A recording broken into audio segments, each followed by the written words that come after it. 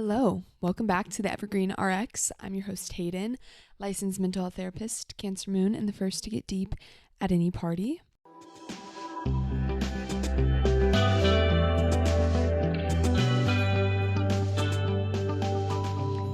I am coming at you guys live with, pre-recorded, but currently I have a heating pad in my pants because I'm having pretty tough cramps, and the heating pad is in that spot where like it's bordering too hot, so it's kind of like if it's just in the wrong spot, it's kind of like burning my skin.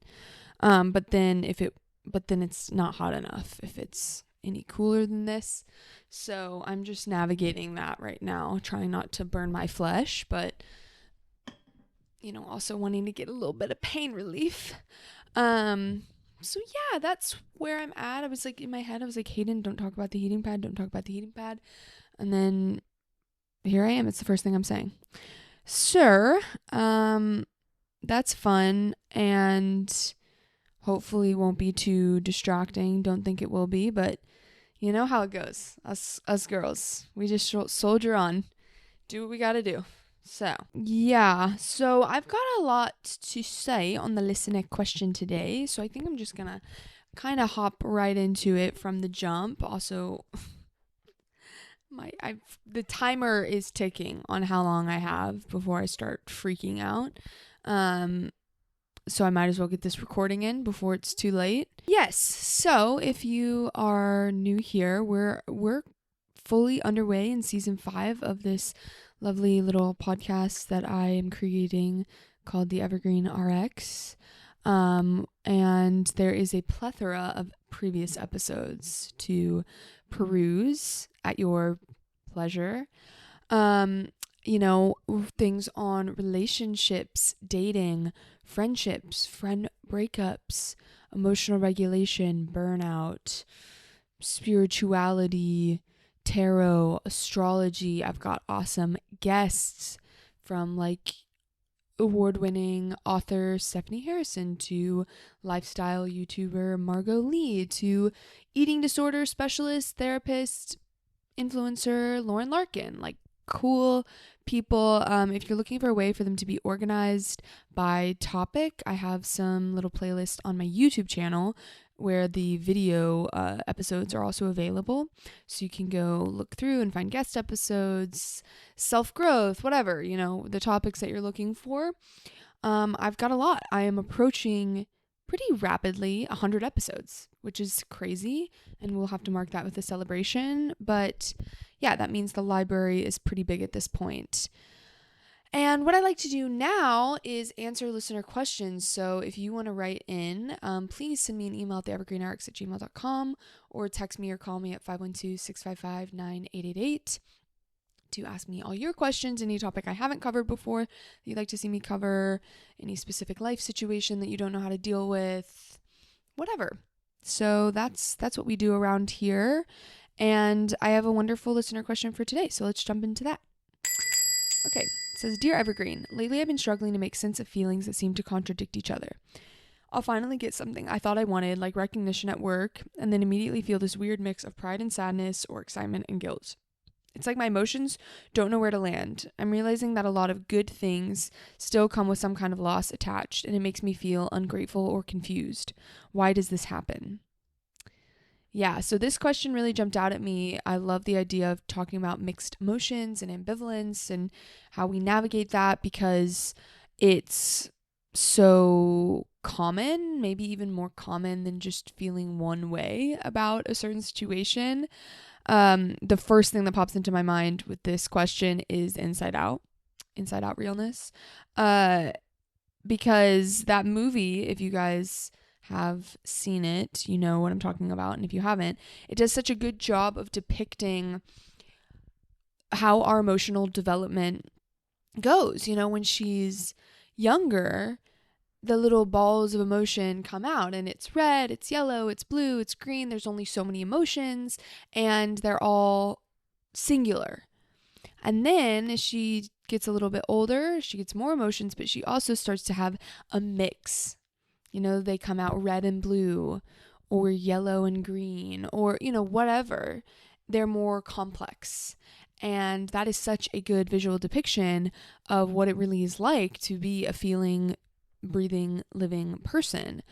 It's so rare that we have, a purely joyful memory or purely, I guess I shouldn't say that it's rare. I guess it can happen, but often we have a whole slew of feelings. I would say now the little emotion memory balls could be 5 different colors, a whole slew of things, because how we feel about something is influenced by our past experiences and by what's happening in the present. And so as we gain more experiences, as we get older and we have more life under our belt, there's more that can influence and add dimension to our experience. Something that before, say like you go to Disneyland, and as a kid, Disneyland is just pure joy. It is happiness and excitement.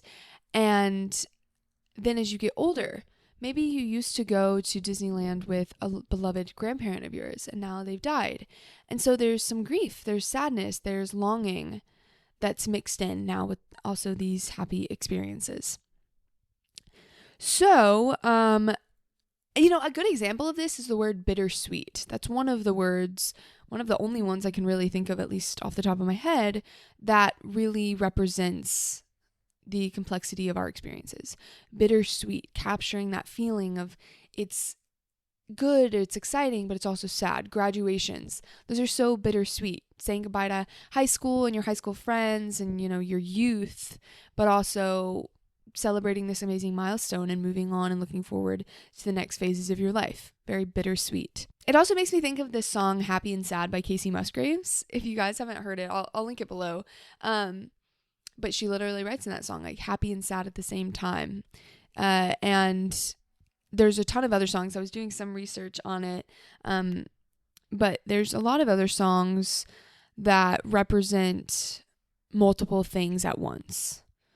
And so it's very common, and I get sometimes it can be confusing because we will feel like, oh my God, why am I not just fully happy? I got recognized at work. Like in this question, why do I not just feel super proud about that? It's confusing now that I also feel a little bit of sadness coming up.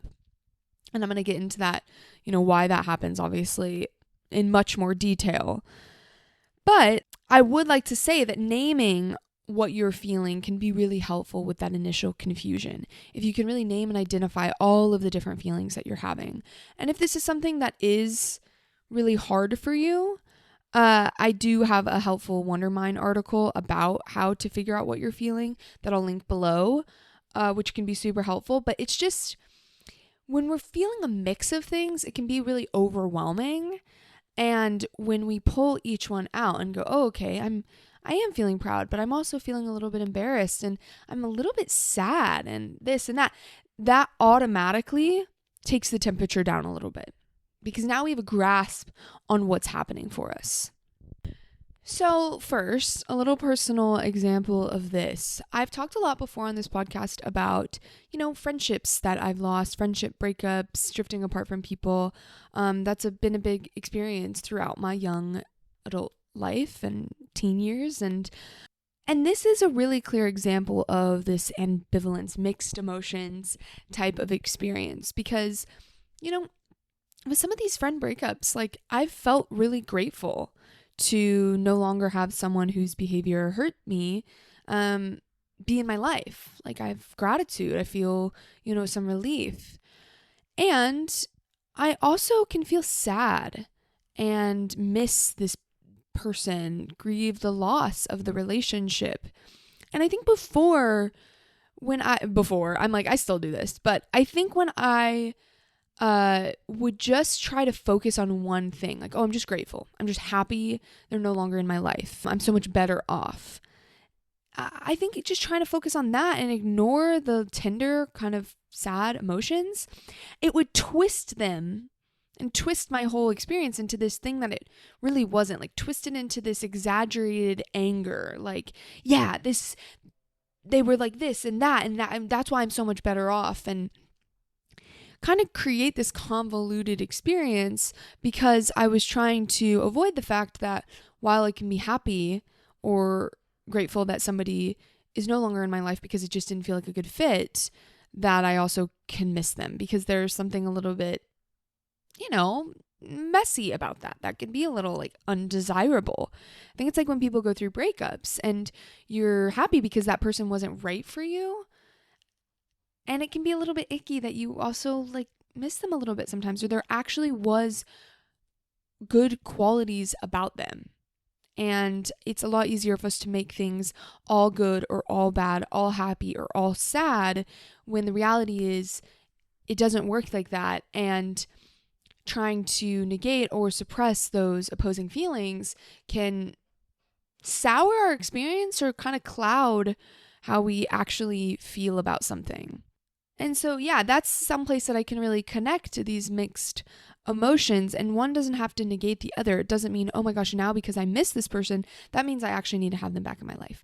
That's how I used to feel. I would get really confused, like, oh, well, if I look back on these photos and long for like the good times we had, maybe I should reach back out.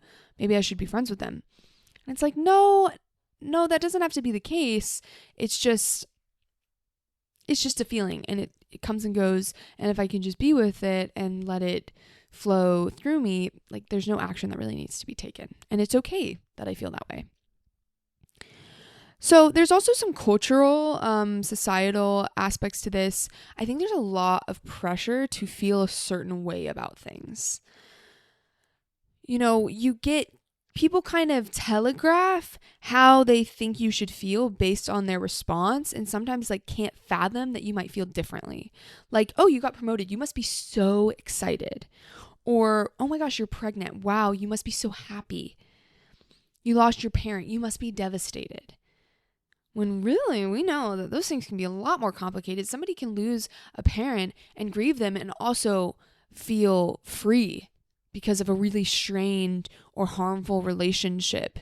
People can get promoted and not feel excited at all because it, wasn't the promotion that they wanted, or they're overwhelmed with the sense of responsibility. They feel trapped, whatever. You can feel a million different ways. And I think sometimes there can be this pressure to match how someone expects you to feel. And, if you feel differently than that, it can kind of create that tight feeling in your chest or like sinking feeling in your stomach. And it's kind of like, well, what do I do with this? Like, do I fake it? Do I correct them? Am I wrong for feeling the way that I do? Do I explain that, like, yes, I'm excited about the promotion, but I also feel terrified that I won't do a good job, and I'm also grieving leaving my old team, and I have a little bit of guilt for making more money than my dad? How do I respond right now if I'm not on the same page as someone else, especially when we're getting that reaction from a lot of people? That can happen where we tell someone what seems to be good news and everybody's like, oh my God, that's awesome. You're so excited. It's amazing. You must be so happy. And you're not feeling that way. It can really lead to this feeling like, oh, something is wrong with me. What am I missing? What am I like? How am I broken that everyone thinks I should be excited and I don't really feel that way? So that's definitely part of the pressure that we can feel and the expectation to have maybe like a mono experience of something, or for things to just be more simple.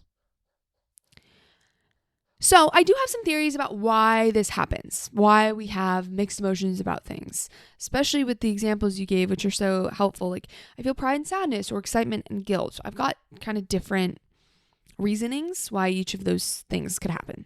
Okay, so one, which is more of an umbrella concept, is the upper limit problem. I've talked about this on the podcast before, but as a refresher, the upper limit problem is an unconscious tendency to self-sabotage when things start to go well. So this guy, Gay Hendricks, talks about this. And it can stem from unconscious fears or beliefs about, how worthy you are, how much success you can have, if it's being greedy or big-headed to feel proud of yourself, or fearing the unknown. So there's all of these triggers that can kind of be good things, and bump us up against our upper limit, almost like the barometer for how much good we can take before these fears start to kick in and we can self-sabotage, whether through action or just through, thought, more of an internal experience. So that can be part of what happens. I'm speaking about this more in the examples of when you're feeling like something should feel good and it doesn't feel that way. You might be bumping up against an upper limit problem. So something you can notice is that after a good thing happens to you, if you always seem to bring yourself down, like even when moments before you were really happy about it. An example of this that I think is really interesting that Gay Hendricks talks about because of how unconscious this stuff is like, say you were like going to the gym often and you're feeling really strong, you're feeling really good on your routine, really healthy, and then you injure yourself. And it's wild because it's like, well, I didn't try to injure myself. But again, it's not conscious, and it's interesting because this is a pattern you can try to notice in your own life. If you're a little bit skeptical, like, no, I don't think that happens. Like, really see, did you have a great weekend with your partner and then you got in a fight right at the end? Does that happen every time you have a really good weekend with your partner, or most times? Starting to pay attention to how do I kind of bring myself back down if it feels like I'm getting too up there in the good emotions. Okay, so then the next two things that I'm going to talk about are more on the emotional side. It's kind of like if the upper limit problem is how you subconsciously engineer a situation that might take down an emotional high. With these next two things, you might experience almost automatic contradictory emotional responses to curb what's seen as a threatening, other emotion. So instead of more of like the behavioral like situations or experiences that bring you down with the upper limit problem, this is also a subconscious or unconscious automatic response, but it's more of an emotional response that then brings down or alters what you were feeling before. So, one, we can deal with discomfort or outright distrust of certain emotional experiences. This is really evident in your example of feeling excited and guilty. My thought would be, okay, what is your comfort level with excitement? How were you treated as a kid when you would get excited? Was it viewed as prideful or frivolous? Did someone get mad at you or take away the thing you were excited about? Because then you might experience things like anxiety, guilt, or shame around that emotional experience. Like, are you allowed to feel excited about this thing? Are you allowed to celebrate yourself?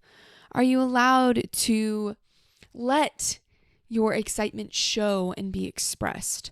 Or does the guilt come in to tamper that down, to rein you back in?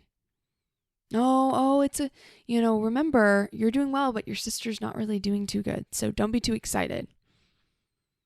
It's selfish. Whatever. These are just examples. But that can add to this emotional complexity. It's like, I'm feeling good and I also kind of feel like I shouldn't be. Or I'm anxious about that. Like, I'm really uncomfortable with this sensation of excitement. Or I feel really ashamed about it. So that's one thing that can happen. The other thing that's more evident in the example of pride and sadness, we can have a secondary emotional response in conjunction with a really powerful moment. Maybe where you experience something new, something longed for, something that's more rare. Being proud of yourself, do you not feel that often? And if you really are feeling it, it can bring on sadness, grief, mourning for all of the time that you couldn't feel that. All of the versions of yourself that were so hard on yourself. And it can be very tender. Feeling for yourself. Once you have an experience of the thing that you longed for. When you feel proud of yourself, when you feel confident, self-love, when you feel heard, understood, seen, whatever. These experiences that might not be so common can bring up feelings of sadness or feelings of, justified anger at the people that should have been able to provide that for you that didn't, or that made you feel like you were stupid for ever wanting to be proud of yourself, for ever wanting to celebrate yourself. Another example is when you feel loved, and you can also feel grief at the same time for all of the times that you didn't or couldn't feel that love. Because it makes it more acute, more aware of all the times it was missing. It's like if you ate after being hungry for a really long time, you might really notice how hungry you were for so long. Because now you're not hungry anymore. So it makes it really evident how strong that experience was. So those are my theories and thoughts, what I understand about why you might be experiencing some of those mixed emotions. And also bringing it back to what I said, bringing it back to that inside out example, that mixed emotions are part of the deal. And things are rarely simple when it comes to the human experience.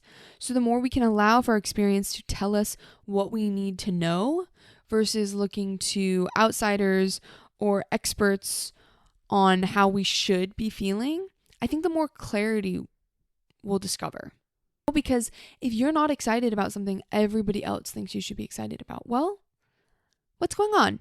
Is it an upper limit problem? Is it that you feel guilty celebrating yourself? Or is it that there's something behind not being excited? Maybe it's not really what you want. Everyone else seems like they would love to be in your position, but you're not happy there. Okay, what's up with that? Is it aligned with your values, or do you want to make a change? Emotions are information. And the more we name them and allow them and let them move through, the better clarity and understanding we can get of ourselves. So that's what I have, ladies and gents. I hope this was helpful. And if you have follow-up questions, you know where to find me over on social media at the Evergreen RX. And you can look in the show notes below. I'll have that article on how to figure out what you're feeling linked below, and all of my social media links and everything that you need will be there. I upload new episodes every Wednesday, so I will be catching you same time, same place next Wednesday. I look forward to it, and I hope you take great care of yourself.